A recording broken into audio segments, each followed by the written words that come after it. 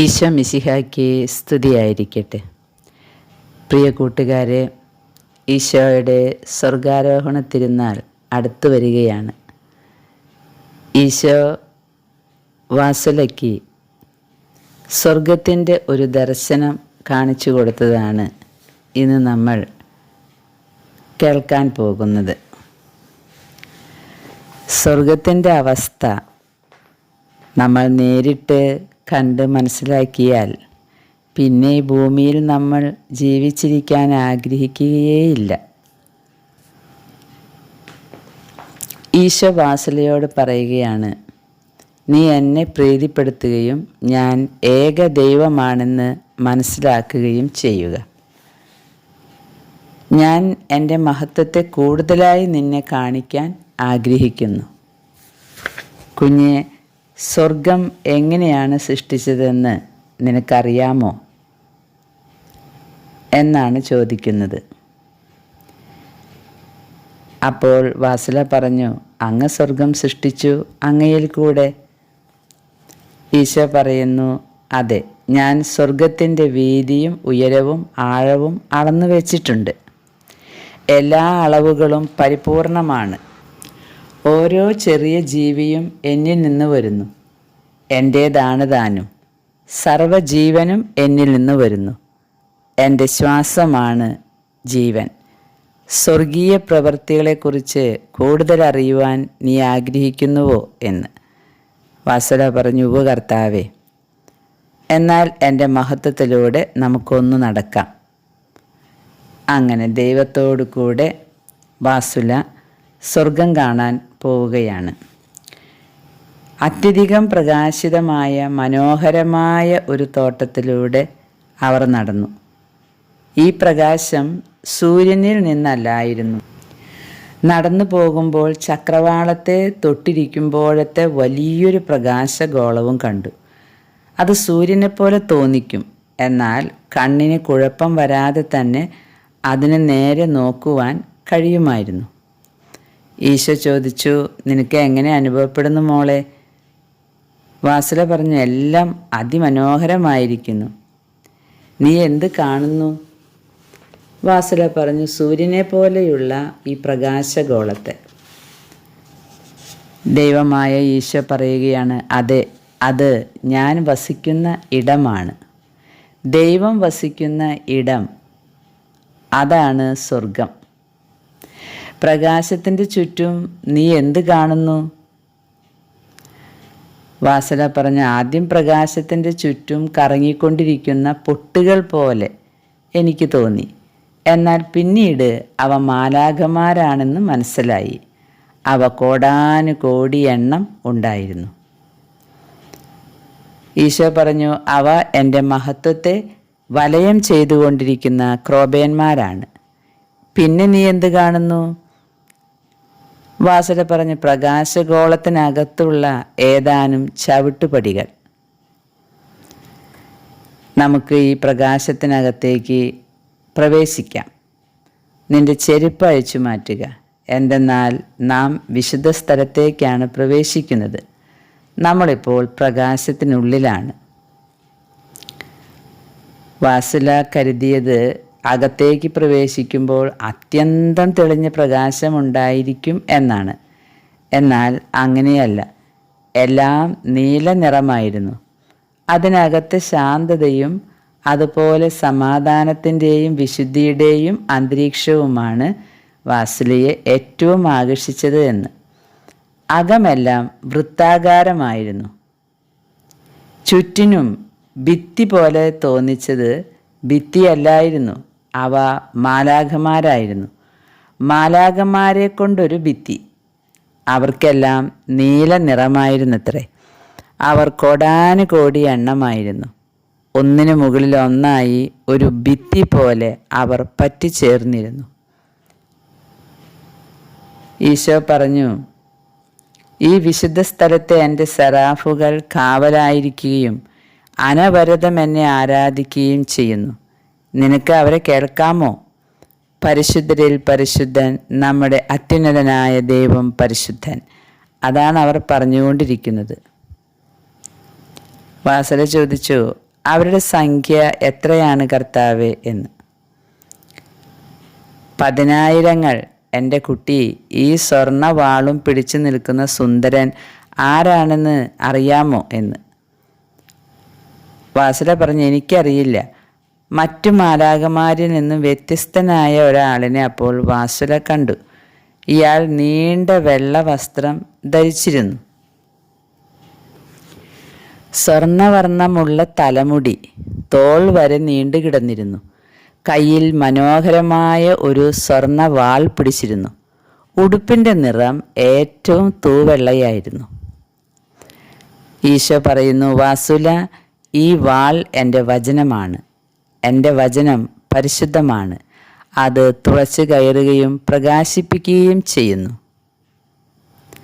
പെട്ടെന്ന് ഭിത്തിയുടെ മുകൾ ഭാഗം ഒരു പുഷ്പമെന്ന വണ്ണം തുറക്കപ്പെടുന്നു. ആ ഭിത്തി തുറന്നപ്പോൾ കറുത്ത് ഭീകരമായി തിളങ്ങുന്ന കണ്ണുകളോട് കൂടിയ കുതിരകളെയും തുടർന്ന് യുദ്ധവും കണ്ടു. കർത്താവ് പറഞ്ഞു, എൻ്റെ സൈന്യം സാത്താനോടും എൻ്റെ നിയമത്തെ നശിപ്പിക്കാൻ ശ്രമിച്ചവർ ഉൾപ്പെടെയുള്ള അവൻ്റെ അനുയായികളോടും എതിരിടും. ഓർത്തുകൊള്ളുക, ഞാൻ ആൽഫയും ഒമേഗയുമാകുന്നു, ആദ്യവും അന്ത്യവും. എൻ്റെ വചനം നിത്യമായി നിലനിൽക്കുന്നതാണ്. ഇപ്പോൾ നീ എന്ത് കാണുന്നു?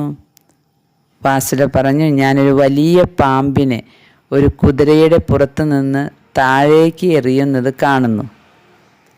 ഈശോ വീണ്ടും പറഞ്ഞു കൊടുത്തു, ഈ സർപ്പം എൻ്റെ വിശുദ്ധൻ്റെ കുന്തത്താൽ തോൽപ്പിക്കപ്പെടുന്നതാണ്. ഇത് നടക്കുമ്പോൾ അവൻ്റെ അനുയായികളും താഴെ വീഴും.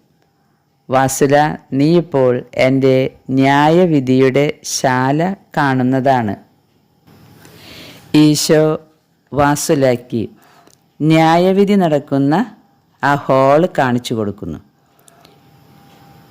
വാസുല പറയുകയാണ്, ഞാൻ വലിയൊരു ശാല കാണുന്നു, എന്നാൽ അതിനകത്ത് ആരെയും കാണുന്നില്ല. പെട്ടെന്ന് ഒരു മൂലയ്ക്ക് ചങ്ങലകളുടെ ശബ്ദം കേൾക്കുന്നു. നോക്കിയപ്പോൾ ഒരു കൂട്ടം ആത്മാക്കളാണ്. അവർ തീർത്തും അവശരാണ്. അവരുടെ ദേഹം മുഴുവനും കരിയോ അതുപോലെയുള്ള കറുത്ത പാടുകളോ ആണ്. അവർ എവിടെയാണ് എത്തിയിരിക്കുന്നതെന്ന് അറിയാതെ ഭയക്കുന്നു. അവർ ഞങ്ങളെ കാണുന്നില്ല. ഈശോ ചോദിച്ചു, കാഹളങ്ങളുടെ ശബ്ദം കേട്ടുവോ? എൻ്റെ മാലാഖമാർ എൻ്റെ വരവ് അറിയിക്കുകയാണ്. നീ എൻ്റെ കൊച്ചു സന്ദർശകയാണ്.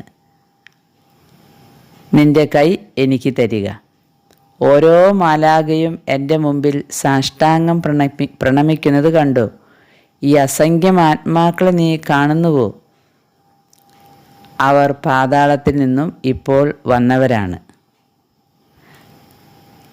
ഇപ്പോൾ വിമോചിപ്പിക്കപ്പെട്ടവരാണ് ഇവർ. ഇവർ സാത്താൻ്റെ വാതിൽക്കലായിരുന്നു. സാത്താൻ്റെ വാതിൽക്കൽ എന്ന് പറഞ്ഞാൽ ശുദ്ധീകരണ സ്ഥലത്തിൻ്റെ ഏറ്റവും അടിഭാഗത്ത്. വാസുല ചോദിച്ചു, ആരാണ് ഇവരെ മോചിപ്പിച്ചത്? ഞാൻ ഇവരെ വിമോചിപ്പിച്ചു. എൻ്റെ സ്വർഗീയ പ്രവൃത്തികളും എന്നെ സ്നേഹിക്കുന്നവരുടെ സ്നേഹവും കൊണ്ട് ഞാൻ അവരെ മോചിപ്പിച്ചു. നീ എന്നെ സ്നേഹിക്കണമെന്ന് ഞാൻ ആവശ്യപ്പെടുന്നത് എന്തുകൊണ്ടാണെന്ന് ഇപ്പോൾ നിനക്ക് മനസ്സിലായോ? എത്ര ആഴമായി നിങ്ങൾ എന്നെ സ്നേഹിക്കുന്നുവോ അത്രയധികം എനിക്ക് ഈ ആത്മാക്കളെ പൊക്കിയെടുക്കാനും എൻ്റെ അരികിൽ കൊണ്ടുവരാനും സാധിക്കും. ഈ ആത്മാക്കൾക്ക് ഇനി എന്താണ് സംഭവിക്കുന്നതെന്ന് അറിയണമെന്നില്ലേ? ഓ കർത്താവേ, ഇനി എന്താണ് സംഭവിക്കുന്നത്? കർത്താവ് പറഞ്ഞു, ഞാൻ നിന്നോട് പറയുന്നു, ഞാൻ അവരെ എൻ്റെ പരിശുദ്ധാത്മാവിനാൽ സ്നാനം കഴിപ്പിച്ച് പൂർണ്ണമായി സ്വതന്ത്രരാക്കും. എന്തെന്നാൽ പരിശുദ്ധാത്മാവിനാൽ സ്നാനം കഴിപ്പിക്കുമ്പോൾ മാത്രമേ സ്വർഗരാജ്യത്തിൽ അവർ പങ്കാളികൾ ആവുകയുള്ളൂ. അവർ സ്നാനമേറ്റവരല്ല എന്നാണോ അങ്ങ് അർത്ഥമാക്കുന്നത് എന്ന് വാസുല ചോദിച്ചു. അതെ, അവർ സ്നാനമേറ്റവരല്ല. ഈശോ പറഞ്ഞു, ഇപ്പോൾ അവർ അത് ആഗ്രഹിക്കുന്നുണ്ട്. എന്നിട്ട് പറഞ്ഞു, വരൂ, ഞാൻ നിനക്ക് പറഞ്ഞു തരാം. പ്രിയ കൂട്ടുകാരെ, ഞാൻ ഈ നരകത്തിൻ്റെയും സ്വർഗത്തിൻ്റെയും ഒക്കെ ദർശനങ്ങൾ കണ്ടപ്പോൾ ഞാൻ നിങ്ങളോട് പറഞ്ഞുവല്ലോ. ഇതെല്ലാം വരാനിരിക്കുന്ന കാര്യങ്ങളുടെ മുന്നോടിയായിട്ട് കാണിച്ചു കൊടുക്കുന്ന ദർശനങ്ങളാണ്. വിശുദ്ധ ഗ്രന്ഥത്തിൽ പറയുന്നുണ്ടല്ലോ, സ്വർഗവും നരകവും അവസാന ദിവസമാണ് ഈ ന്യായവിധി നടക്കുക. ഇത് തന്നെയാണ് ഈശോ വാത്സല്യയോടും പറഞ്ഞത്. നീ അവിടെ കണ്ടത് അവരുടെ പ്രതിരൂപം മാത്രമാണ്. അവർ യഥാർത്ഥത്തിൽ എൻ്റെ ശാലയിൽ ഉണ്ടായിരുന്നില്ല. അതൊരു ദർശനം മാത്രം, നിനക്കായി കാണിച്ചു തന്നതാണ്. ആത്മാക്കളുടെ ന്യായവിധി ഏറ്റവും അവസാനം മാത്രമേ നടക്കുകയുള്ളൂ. അപ്പോൾ വാസുല ചോദിച്ചു, അങ്ങനെയാണെങ്കിൽ അവർ പിന്നെ ആ നേരത്തെ എവിടെയായിരുന്നു? ഈശോ പറഞ്ഞു, ഈ ആത്മാക്കൾ ശുദ്ധീകരണ സ്ഥലത്തായിരുന്നു. ശുദ്ധീകരണ സ്ഥലത്ത് അവർ ആശ്രയമില്ലാത്തവരാണ്. എന്നാൽ ഈ ആത്മാക്കൾ എന്നെ അറിയുകയും എന്നെ അനുഗമിക്കാൻ ആഗ്രഹിക്കുകയും ചെയ്യുമ്പോൾ അവർ രക്ഷപ്പെടുന്നു. എന്നാൽ എന്നെ മനസ്സിലാക്കാത്തവർ നിത്യനാശത്തിലെത്തുകയും ചെയ്യുന്നു. ഇവയെല്ലാം നേരത്തെ തന്നെ പറഞ്ഞിട്ടുള്ളതാണെങ്കിലും മുന്നറിയിപ്പ് എന്ന രീതിയിൽ ഞാൻ വീണ്ടും പറയുന്നു. പരിശുദ്ധാത്മാവിന് എതിരായിട്ടുള്ള പാപം ഒരിക്കലും ക്ഷമിക്കപ്പെടുന്നതല്ല. ഇത് എൻ്റെ നിയമമാണ്. എൻ്റെ അടുക്കൽ ധ്യാന നിരതയായി നിൽക്കുക കുഞ്ഞെ. ഈശോ വാസുലാക്കി ഒരു ചെറിയ പ്രാർത്ഥന പറഞ്ഞു കൊടുക്കുന്നുണ്ട്. കർത്താവും സർവശക്തനുമായ ദൈവം വാഴ്ത്തപ്പെടുമാറാകട്ടെ. അവിടുത്തെ രാജ്യം നിത്യമായ മഹത്വത്തിൽ വാഴുമാറാകട്ടെ. അവിടുത്തെ പരിശുദ്ധ തിരുനാമം മഹത്വപ്പെടട്ടെ. അവിടുത്തെ വചനം ഓരോ ഹൃദയത്തിലും കടന്നു ചെന്ന് വസിക്കട്ടെ. ആമീൻ. ഈ പ്രാർത്ഥന പഠിപ്പിച്ചതിന് ശേഷം ഈശോ പറഞ്ഞു, നീ എൻ്റെ അടുത്ത് വന്നിരിക്കുക, എന്നെ സ്നേഹിക്കുക, എൻ്റെ സങ്കടം പങ്കുവെക്കുക എന്ന്. അപ്പോൾ അവിടെ നിന്ന് ആവശ്യപ്പെട്ടതുപോലെ വാസുല ചെയ്യുകയാണ്. നമ്മൾ ദൈവത്തെ സ്നേഹിക്കാൻ തുടങ്ങുമ്പോൾ ദൈവത്തെ സ്നേഹിക്കാത്തവർ മൂലം ദൈവത്തിനുണ്ടാകുന്ന സങ്കടം ഇല്ലായ്മ ചെയ്യുകയാണ് എന്ന് ഈശോ അങ്ങനെയാണ് പഠിപ്പിച്ചത്. എൻ്റെ അടുത്ത് നീ വന്നിരുന്ന് എന്നെ സ്നേഹിക്കുമ്പോൾ എന്നെ സ്നേഹിക്കുന്നവർ എൻ്റെ സങ്കടം എടുത്തു മാറ്റുകയും എൻ്റെ മുറിവുകളെ ആശ്വസിപ്പിക്കുകയും ചെയ്യുന്നു.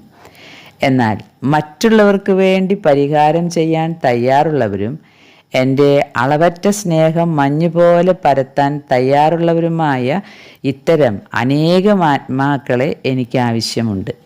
അവർ തങ്ങളുടെ ഹൃദയങ്ങൾ തുറന്ന് എന്നെ സ്വീകരിക്കുമ്പോൾ ഞാൻ എൻ്റെ സ്നേഹം കൊണ്ട് അവരെ നിറയ്ക്കും. അവരുടെ ഹൃദയങ്ങൾ സ്നേഹം കൊണ്ട് നിറഞ്ഞു കഴിയുമ്പോൾ അവർക്കത് പകർന്നു കൊടുക്കാനും എൻ്റെ ആടുകളെ പോഷിപ്പിക്കുവാനും കഴിയുന്നതാണ്.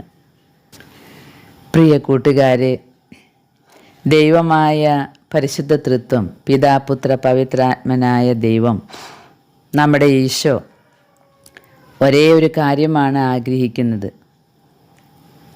ഭൗതികമായ ഓരോ കാര്യങ്ങൾ ലഭിക്കാൻ വേണ്ടി നമ്മൾ നിയോഗം വെച്ച് എണ്ണിത്തിട്ടപ്പെടുത്തി പ്രാർത്ഥിച്ച കാര്യങ്ങൾ നേടിയെടുക്കുക എന്നല്ല ഈശോ പറയുന്നത്. മറ്റുള്ളവർക്ക് വേണ്ടി പരിഹാരം ചെയ്യാൻ തയ്യാറുള്ളവരും എൻ്റെ അളവറ്റ സ്നേഹം മഞ്ഞുപോലെ പരത്താൻ തയ്യാറുള്ളവരുമായ അനേകം ആത്മാക്കളെയാണ് ഈശോയ്ക്ക് ആവശ്യം. മറ്റുള്ളവർക്ക് വേണ്ടി പരിഹാരം ചെയ്യണം. ഇതാണ് ഇപ്പോൾ ഈശോ ആഗ്രഹിക്കുന്നത്. അവസാന കാലം അടുക്കുമ്പോൾ അനേകം ആത്മാക്കളെ രക്ഷപ്പെടുത്തണം.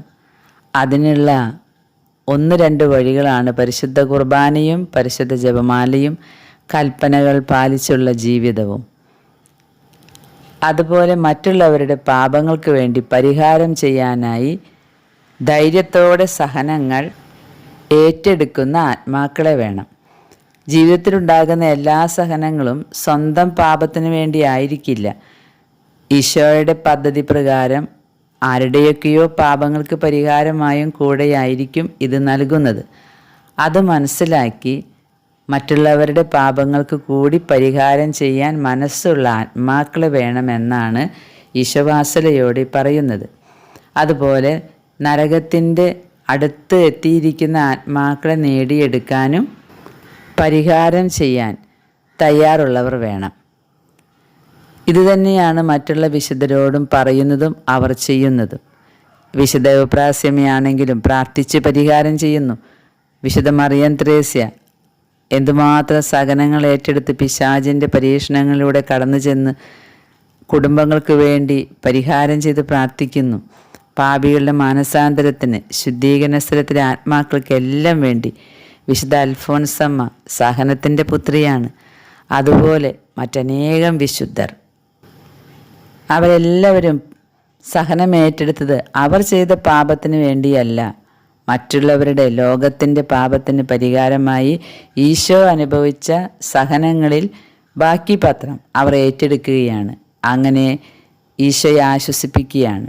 പ്രിയ കൂട്ടുകാരെ, ഈ സന്ദേശങ്ങൾ കേൾക്കുമ്പോൾ നമുക്കുണ്ടാവേണ്ടത് ജീവിതത്തിൽ തരുന്ന പലവിധ സഹനങ്ങൾ, അത് എൻ്റെ പാപം കൊണ്ടാണ് എന്ന് പറഞ്ഞിരിക്കാതെ ദൈവത്തിന് ഇതിൻ്റെ പിന്നിൽ എന്തോ ഒരു ഉദ്ദേശമുണ്ട്. അത് സന്തോഷത്തോടുകൂടെ തൻ്റെ ഇടത്തോടുകൂടെ ഏറ്റെടുത്ത് ഈശോയെ ആശ്വസിപ്പിക്കുക. അതിൻ്റെ ഫലം ദൈവം നമുക്ക് കാണിച്ചു തരും. നമ്മൾ ഈ ലോകത്ത് ജീവിക്കുന്നത് തന്നെ ആത്മാക്കളെ നേടാനാണ്, പാപികളുടെ മാനസാന്തരത്തിനാണ്. ഫാത്തിമായിലും മാതാവ് ഇത് തന്നെയാണ് പറയുന്നത്. പ്രാർത്ഥിക്കാനും പരിഹാരം ചെയ്യാനും ആളില്ലാത്തത് കൊണ്ട് എന്തുമാത്രം ആത്മാക്കളാണ് നശിച്ചു പോകുന്നത് എന്ന്. നമുക്ക് ദൈവത്തോട് പ്രാർത്ഥിക്കാം. ദൈവത്തിൻ്റെ കരുണ ഉണ്ടെങ്കിലേ സഹനം ഏറ്റെടുക്കാനുള്ള ശക്തിയും തൻ്റെ ഇടവും ലഭിക്കുകയുള്ളൂ. അതുകൊണ്ട് ശക്തമായി പ്രാർത്ഥിക്കാം. ഈശോ സ്വർഗത്തിലേക്ക് പോകുന്ന ദിവസം വരുമ്പോഴേക്കും ഈശോയിൽ നിന്ന് ഇങ്ങനെയൊരു കൃപ, ആത്മാക്കളെ നേടാനുള്ള കൃപ വാങ്ങിയെടുക്കാം. ഈശോ നമ്മെ അനുഗ്രഹിക്കട്ടെ. കുരിശിൽ കിടന്നുള്ള ദാഹമുണ്ടല്ലോ, ആത്മാക്കൾക്ക് വേണ്ടിയുള്ള ദാഹം, അത് തീർക്കാൻ കുറച്ചെങ്കിലും നമുക്ക് കഴിവുണ്ടാകട്ടെ. അതിനായി നമുക്ക് പ്രാർത്ഥിക്കാം. ഈശോ നമ്മെ അനുഗ്രഹിക്കട്ടെ. ആമേൻ.